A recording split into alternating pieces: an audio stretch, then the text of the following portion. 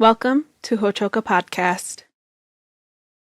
Did you know that of the 2,336 characters on 345 of the most popular TV shows airing between 1987 and 2007, only 3 were Native American? 62% of non-Native Americans report not knowing a single one of the over 5 million Native Americans in the United States, 70% of whom live in urban areas. And then there's the issue of stereotypes. What if a well-known and gifted storyteller wanted to change that landscape? Hello, Mitaki Api. Welcome to Hochoka here at the center of St. Joseph's Indian School's campus. I'm Scott Wooster, today's Hochoka host. Joseph Marshall III is that storyteller, and today we talk to him about the trilogy of novels inspired by life lived on the fictional landscape of the Smoky River Reservation. The works illustrate the non-fictional reality of who Native American people are. Joseph, a warm Hochoka welcome. Thank you. Great to be here. And last season we did a podcast with you, and it was about one of those novels called Sing for the Red Dress. Right.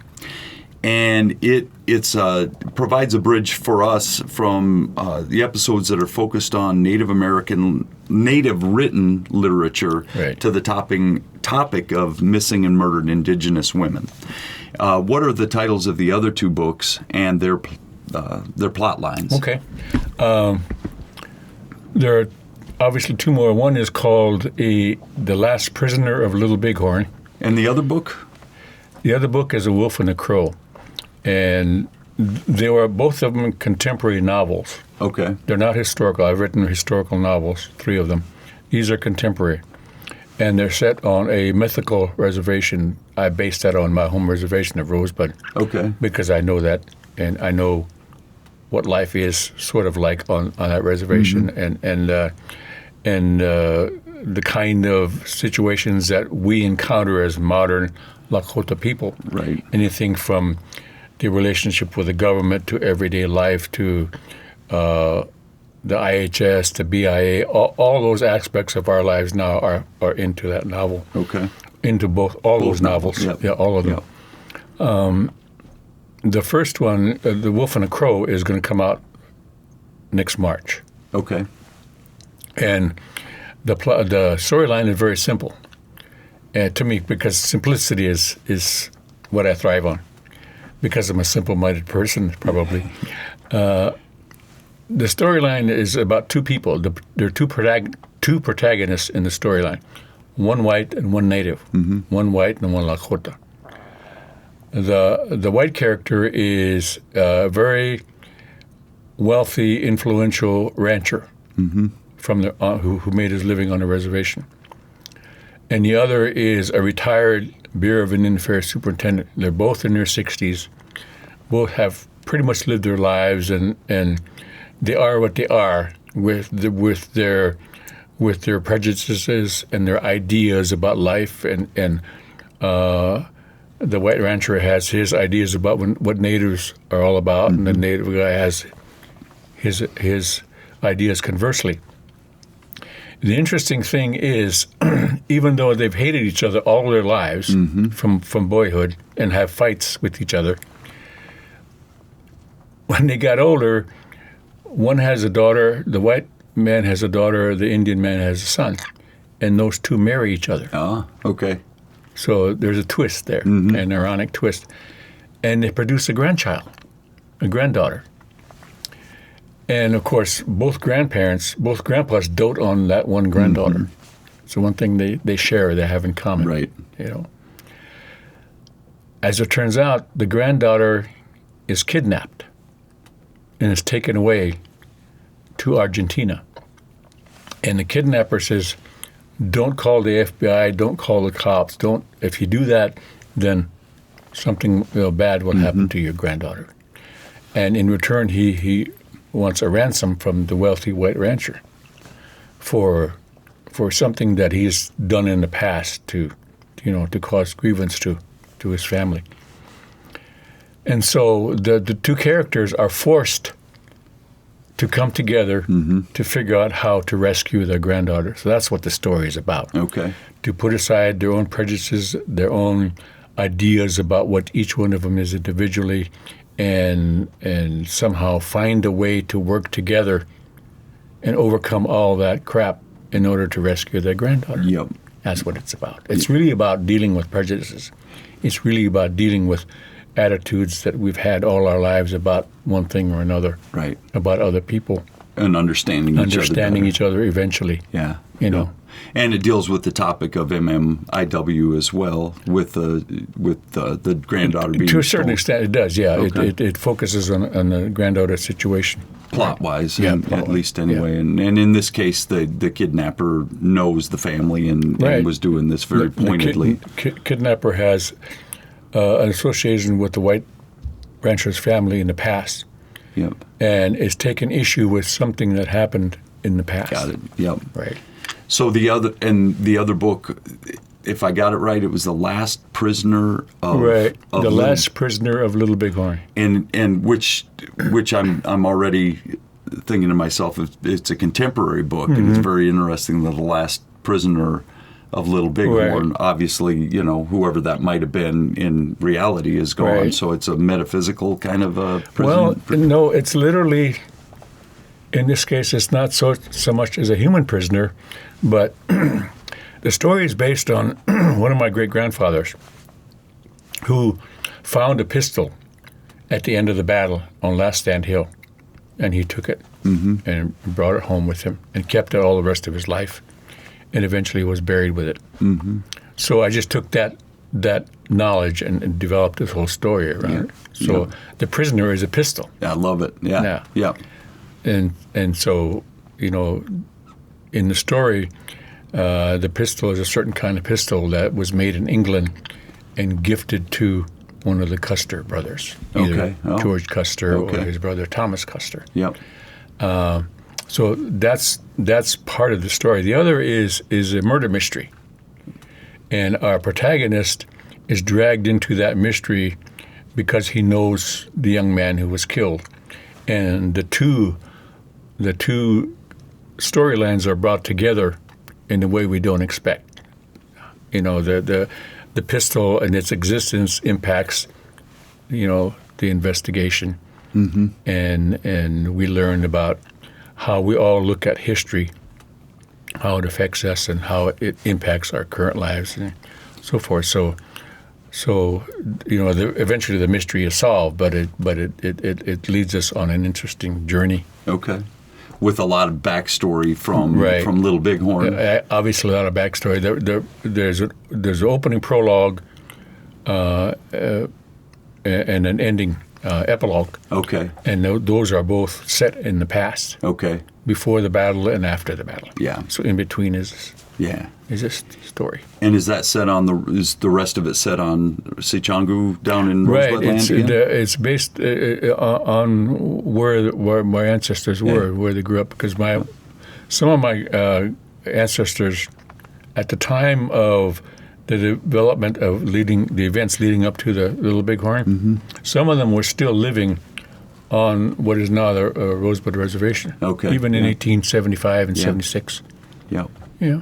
Well, and I've read your stuff on Little Bighorn or Greasy Grass Right. before, and it's definitive as far as I'm concerned. I Right. mean, just it's very good stuff. There's been so much written about it, and Oh, obviously. and Yes. I appreciate your take on that. Right. The characters that weave in and out of these three novels, because they are a trilogy, they Sure. go together in some semblance for you. I don't know yet because I Yeah. haven't read them. So but who are they, and what are they trying to convey? Obviously, there are people who are living here and now, and I think the basis for these novels are a lot of works that I've read in the past, fiction or nonfiction, about Native people in general, and the Lakota culture and history specifically, somehow always portray us to be victims.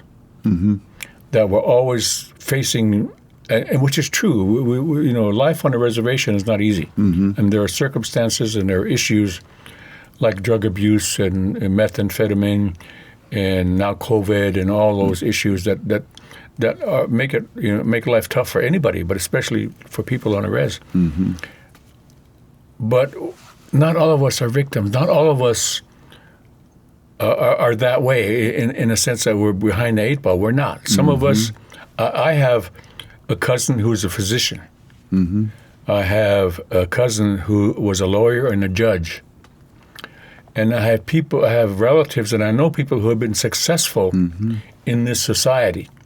Yeah. We live our lives just like anybody else. We're not all victims. We're trying to not only integrate into what the society is, but we become successful at it. Yeah. And some of us are teachers. Some of us go on to earn higher degrees. And we do really well. So we live life like anybody else. So I want to shift the gaze away from us being victims and us being everyday, normal, successful people. Yeah. As part of what life is on the reservation in a greater sense. So that's what the novels are about. That's great. Right. Because we kind of said it in the header. We want to challenge those stereotypes. Exactly. And exactly. And teach people that there's something more out there. Sure. And I'll take it a step further with the kids that I work with here who are Lakota, Nakota, Dakota. I want them to know their history and what that means, but I also don't want them to operate in this world as victims, to see themselves as victims, or to have the world. I don't want them to think that the world sees them that way either. That's true. Yeah. And we don't want that. I mean, there's too many generations of that going on. Yeah. So we need to teach our young people that, one, they can be whatever they want and get out in the world and succeed. Yeah. Just, as long as they try. Yep, exactly. Yeah, that's great.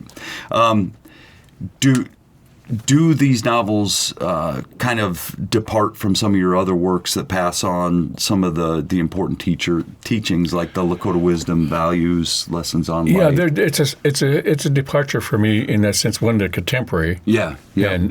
But history figures a lot into the storyline. There's a character in there. The two characters.